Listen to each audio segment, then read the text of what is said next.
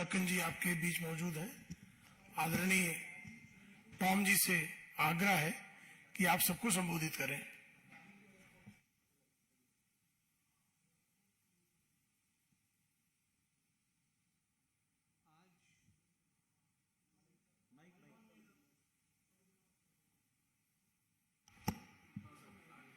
नमस्कार। आज मुझे रिस्पॉन्सिबिलिटी दिया गया है जो भारत जोड़ो यात्रा श्री राहुल गांधी का है, उस पर हम पिछले 10 दिन से एक क्वेश्चंस पूछा जाता है। वो केरल के स्टेट से हुआ है और आज मैं दिल्ली से, राजधानी से इसी क्वेश्चंस पर आपको संबोधित करूंगा। ये भारत जोड़ो जो उन्होंने टाइटल दिया है, इसका नाम होना चाहिए करप्शन जोड़ो यात्रा। मेरा लॉजिक इस पर साफ है। देखिए, कन्याकुमारी से शुरू है। कन्याकुमारी तमिलनाडु का भाग है और कन्याकुमारी बहुत सुंदर एक जगह है, लेकिन आपको ये याद होगा कि 2G स्कैम के पार्टनर्स तमिलनाडु के हैं और उनके विशेष ब्लेसिंग्स इस यात्रा में दिया गया है।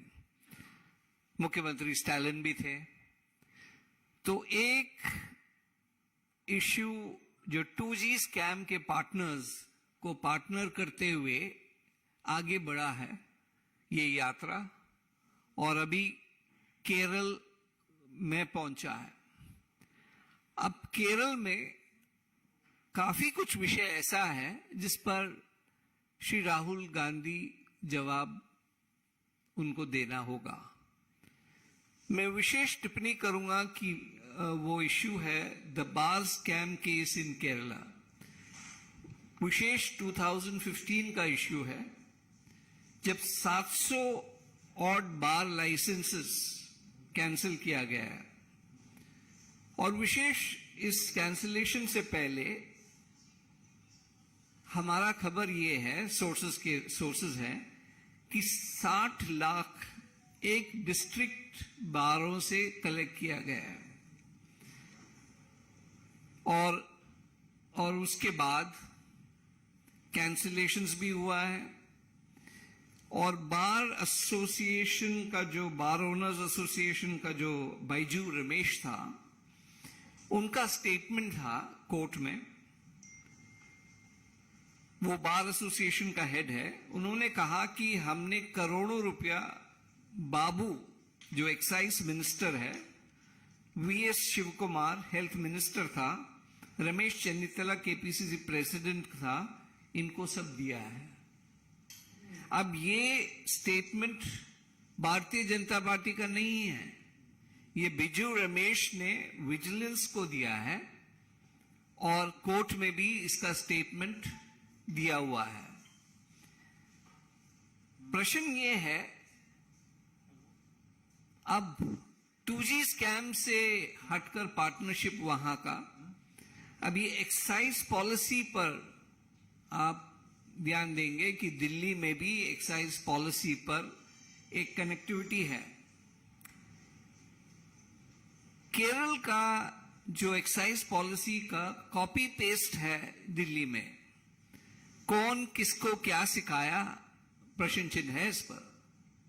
क्या आम आदमी पार्टी ने केरल से ये कॉपी पेस्ट दिया या कंसल्टेशन सर्विसेज अवेलेबल है? तो जब भी तो मैं कह रहा हूं ये यात्रा जो है करप्शन जोड़ो है। Corrupt elements across the country, उनको जोड़ो। 2G पार्टनरशिप कन्याकुमारी, और स्कैम हमने तो एक ही इश्यू पर हमने फोकस किया है, ये बार स्कैम। उसके अलावा सोलार स्कैम भी हुआ है जिस पर कोई जवाब नहीं देता कांग्रेस पार्टी। मैं राहुल गांधी को स्पष्ट तरीके से पूछने चाहता हूं क्या है ये पॉलिसी, आपका पॉलिसी क्या है, आप चाहते हैं क्या है? क्या ये अपना, ये जैसे अभी एक इंसिडेंट हुआ, एक वेजिटेबल वेंडर से 2000 रुपया मांग रहे थे, उन्होंने 500 रुपया दिया और उनको मारपीट की बात कहा।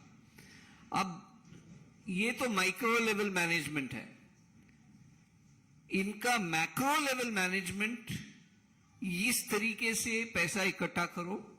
और इन हालातों में हम ये इनसे पूछने चाहते हैं कि आपका एक्साइज पॉलिसी क्या है। अभी उसके बावजूद एक वीडियो वायरल हो चुका है जिसमें ये यात्रियों को दिखाते हैं, और मेरे पास है लेकिन मैं दिखाने नहीं चाहता, वो टेस्ट करने भेजा गया है, कि शराब पीकर टुल यात्री विजुअल्स है, और ये आपको वायरल हुआ वीडियो है। तो इसको मैं इस स्टेज से दिखाने नहीं चाहता हूं क्योंकि वो हमारे लेवल का नहीं। महात्मा गांधी के नाम लेने वाले पार्टी कि ये यात्री हैं ये लोग, सच्चाई क्या है? आपका एक्साइज पॉलिसी है या पॉलिसी लिबरल आपका पॉलिसी है? आप किस डायरेक्शन में देश को ले जाने चाहते हैं? देखिए, अध्यक्ष आप चुनेंगे और चुनेंगे या नॉमिनेट करेंगे कांग्रेस पार्टी का, लेकिन बैकरूम ड्राइविंग राहुल गांधी करेंगे, इसमें कोई दो शक नहीं है। तो पॉलिसी बैकरूम ऑपरेटर है, बैक सीट ड्राइवर जो है राहुल गांधी है, उनको स्पष्ट करना होगा, देश के सामने बताना होगा कि ये करप्शन पर इनका क्या जवाब है, एक्साइज पॉलिसी इनका क्या है। ये प्रश्न हम आज पूछने चाहते हैं। अच्छा, इसके बावजूद अच्छा ये भी स्टेटमेंट है कोर्ट में, के.एम. मानी को करोड़ों रुपया बैजू रमेश ने दिया है, और के.एम. मानी कोई ऐसा व्यक्ति नहीं है, केरल के फाइनेंस मिनिस्टर थे। ये भारतीय जनता पार्टी नहीं कह रहे हैं, ये कोर्ट स्टेटमेंट है, और ये स्टेटमेंट विजिलेंस को भी दिया गया है। और उसके बाद उनका बेटे ने ये पैसे वापस करने का दावा किया। ये भी स्टेटमेंट है कि 20 करोड़ रुपया वापस करने का दावा किया गया था। अब हैरान हूं मैं कि ये गवर्नमेंट एक्साइज पॉलिसी पर ये फ्लेक्सिबिलिटी और मनी हार्वेस्टिंग पॉलिसी, जो करप्शन पॉलिसीज हैं, ये अडॉप्ट कर कर वहीं राहुल गांधी 19 दिन बैठे हुए। उनको ये नहीं है कि गुजरात में जाएं या उत्तर प्रदेश में जाएं या मध्य प्रदेश में कैंपेन करें। ये है मेरा लॉजिक कि ये करप्शन जोड़ो यात्रा है, और यहां से अभी किस स्टेट में जाएंगे और वहां क्या करप्शन है हम आपके सामने रखेंगे। तो मुख्यमंत्री ने उस टाइम के उन्होंने लिकर पॉलिसी को लीक आउट किया था कुछ सेलेक्ट बार ओनर्स को, ताकि वो लीगल मैंडेटरी मेजर्स लें, और ये न्यू लिकर पॉलिसी बोलकर बताया गया था, जिसके जो दिल्ली में भी हुआ, यही लिकर पॉलिसी, एक्साइज ड्यूटी, सब कुछ पहले ही पता था। तो ये एक नेशनल इंस्टीट्यूशनलाइज करप्शन का मास्टर ब्रेन कांग्रेस पार्टी है, और ये यात्रा मैं फिर कहता हूं, ये करप्शन जोड़ो यात्रा है।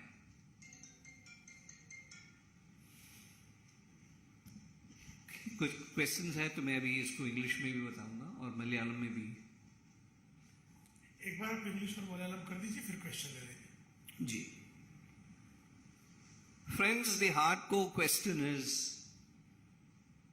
whether Rahul Gandhi, who's going to be the backseat driver in any system that is adopted by the Congress party, whether Gehlot comes or Shashi Tharoor comes, they are only puppets in the system. The vehicle, the main driver is going to be Rahul Gandhi. So questions are going to be addressed to him. They started their trip from Kanyakumari. Incidentally, Kanyakumari being a very beautiful location, their yatra, their mela started from there. Now, during that exercise, they had the blessings of the 2G partners of the DMK. And they were, the meeting with George Ponnaiya and other things were all part of the agenda that were rooted by the DMK. With the blessings of the 2G partners, and they have moved now to Kerala. the question that comes to mind is, what is exactly Rahul Gandhi's agenda? When he talks about my country, our country, and is talking about Jodo, we don't need his Jodo. We don't need ferrycoals to join our country. But the reality is he is institutionalizing corruption. That is our charge today. And the Yatra should have been named, baptized as Corruption Jodo Yatra. Started with Kanyakumari 2G partners, and then he's entering the territory of Kerala. And that too 19 days, not small amount of days. He's going to Gujarat for a limited period, he's going to Uttar Pradesh for a limited period, but this is not an election campaign. This is basically institutionalizing corruption. Now the question to him is about the excise policy, the bar scam. The Umman Chandi government cancelled 700 odd bar licenses. This has a background of internal disturbances in the Congress party. I'm not going that way right now. But 700 odd bar licenses were cancelled. There were promises made that the cancellations would not be, will not be available for some people. They can escape it. And if they paid 60 lakhs to the Chief Minister's office, each bar association, bar member paying 60 lakhs, and this is not the Bharatiya Janata Party making this claim. This is a claim being made by Baiju Ramesh in a statement to the Vigilance Commission, Vigilance and the courts of Kerala. So this is not a charge we have invented. Our question is, why are these steps being taken? Is Rahul Gandhi in consonance with the policies that were adopted? Was he in the know-how? Did he know what was happening? And if he did, why is this deafening silence in his yatra on these kind of corrupt issues that were raised?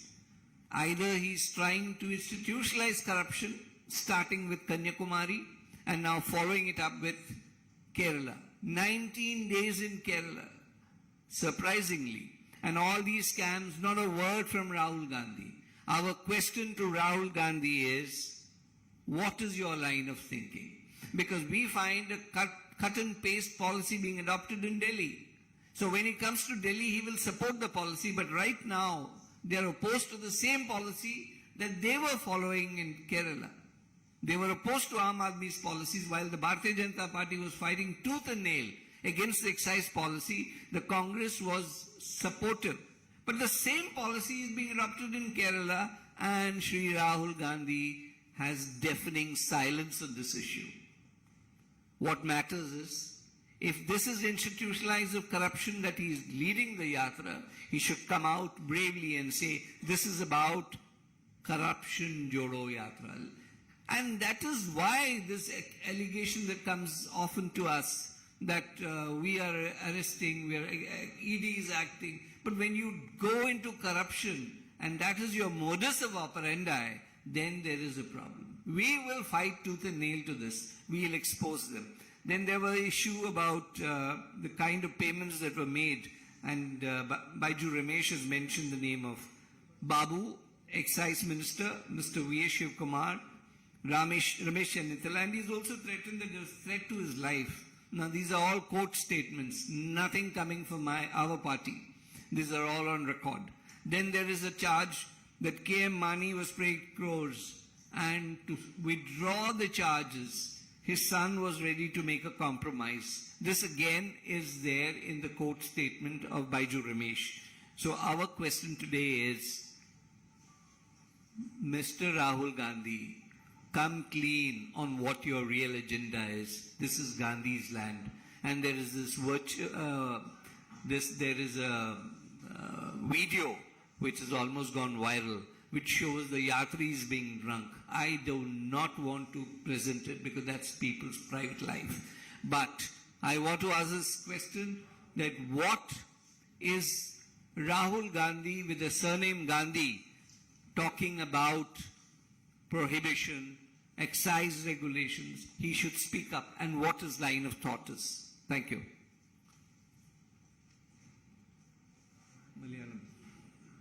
Malayalam I'll handle separately. Any other questions? किसी के कोई सवाल हो तो आदरणीय टॉम-वाडक जी से पूछ सकते हैं.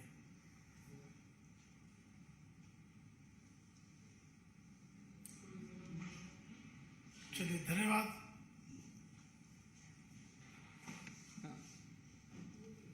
नहीं, Malayalam I'll give it separately because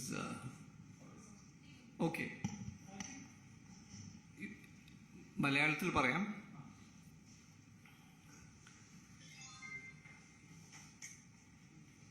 Rahul ഗാന്ധിയോട് ഒരു ചോദ്യം ഭാരതീയ ജനതാ പാർട്ടി ഈ 5-10 ദിവസമായിട്ട് ചോദിച്ചുകൊണ്ടിരിക്കുകയാണ്. കേരളത്തിലും ഈ ചോദ്യങ്ങൾ ചോദിച്ചിരിക്കുന്നു. ഞാൻ ഇന്ന് ചോദിക്കുന്ന ക്വസ്റ്റ്യൻ ബാർ സ്കാമാണ്. കേരളത്തിൽ 2015 സംഭവിച്ച വിഷയമാണ്. 2020 അതിൻ്റെ ഇൻവെസ്റ്റിഗേഷനും റിപ്പോർട്ടും ഒക്കെ വന്നത്. ചോദ്യം ഇത്രയേ ഉള്ളൂ. അങ്ങേരുടെ യാത്രയുടെ പേര് ദേശ് ജോഡോ ആണ്. ഞാൻ ചോദിക്കുന്നത് അതിനെ കറപ്ഷനായിട്ട് എന്താ ബന്ധം? കന്യാകുമാരിയിൽ വെച്ച് സ്റ്റാലിന്റെ ബ്ലെസ്സിങ്സും 2G പാർട്ട്നേഴ്സിന്റെ ബ്ലെസ്സിങ്ങുമായിട്ടാണ് ആരംഭിച്ചത്. അവരുടെ എജൻഡ 2G പാർട്ട്നേഴ്സിന്റെ ബ്ലെസ്സിങ്സ് ഒക്കെ ഉണ്ടായിരുന്നു. അത് കഴിഞ്ഞ് കേരളത്തിലെ ഇറങ്ങി. അവിടെ പല കാര്യങ്ങളും സംഭവിച്ചിരുന്നു. പല സ്കാംസും ഉണ്ടായിട്ടുണ്ട്. എൻ്റെ റെഫറൻസ് ബാർ സ്കാം മാത്രമാണ്. അതിൽ ചോദ്യം ഇതാണ്, ബാർ സ്കാമിൽ എക്സൈസ് പോളിസി എന്താണ്? OC ഗവൺമെന്റിന്റെ സമയത്ത് 700 ബാർ ലൈസൻസസ് ക്യാൻസൽ ചെയ്തിരുന്നു. അതിൽ പലവർക്കും അഡ്വാൻസ് ഇൻഫർമേഷൻ ഉണ്ടായിരുന്നു, ഇങ്ങനെ ക്യാൻസലേഷൻ വരാൻ പോകുന്നു. ഞങ്ങളുടെ അറിവ് അനുസരിച്ച് 60 ലക്ഷം ഓരോ ബാർ ഓണേഴ്സിൻ്റെ കയ്യിൽ നിന്ന് വാങ്ങിച്ചിരുന്നു.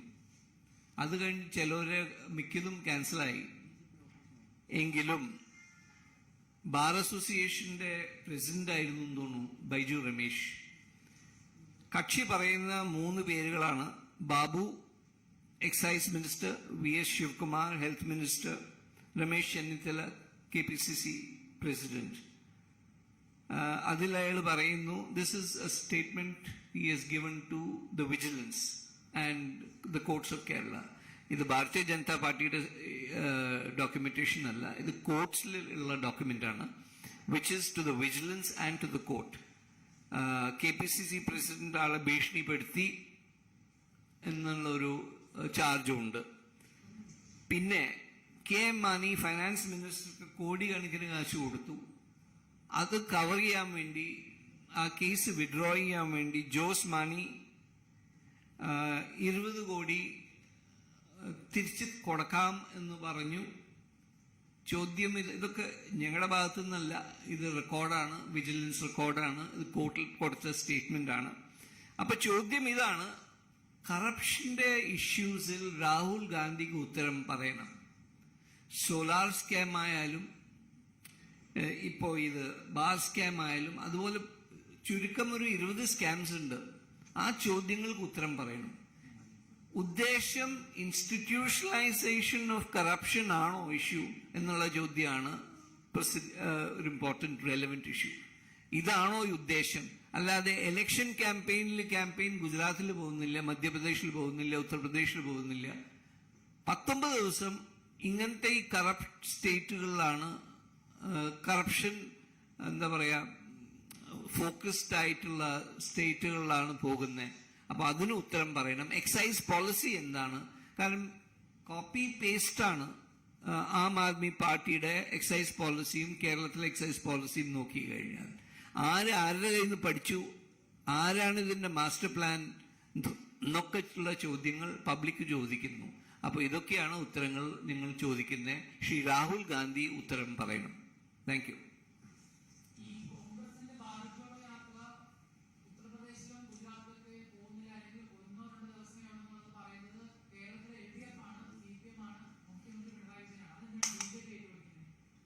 ഞങ്ങൾ ആരെയും ഏറ്റുപിടിക്കുന്നില്ല.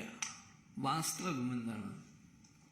അവരുടെ ഡേറ്റ്സ് അത് ഓൾ ഇന്ത്യ ഇൻഫർമേഷൻ ആണ്. അത് പിണറായി വിജയൻ റേസ് ചെയ്യുന്നോ അല്ലെങ്കിൽ വേറെ ആരോ റേസ് ചെയ്യുന്നു, അതിൽ ഞങ്ങൾക്ക് ഉത്തരം പറയാനില്ല. പക്ഷെ ചോദ്യം ഇതാണ്, എലക്ഷൻ ഗോയിങ് സ്റ്റേറ്റ്സിൽ എന്തുകൊണ്ട് പോകുന്നില്ല? ബ്ലെസ്സിങ്സ് 2G പാർട്ട്നേഴ്സിന്റെ കയ്യിൽ നിന്ന് എടുക്കുന്നു. ഇവിടെ വന്ന് ഈ കോമാളിത്തരം കാണിച്ച് പുള്ളി അവിടെ കേരള യാത്ര നടക്കുന്നു. ഉത്തരം പറയണം. ഈ ബാർ സ്കാമിലൊക്കെ ഉണ്ടായി, സോളാർ സ്കാമിൽ എന്തൊക്കെ ഉണ്ടായി, ഉത്തരം പറയുന്നില്ല. ഞങ്ങൾ പറയുന്നത് ഉത്തരം പറയോ, എന്താണ് നിങ്ങളുടെ പൊസിഷൻ?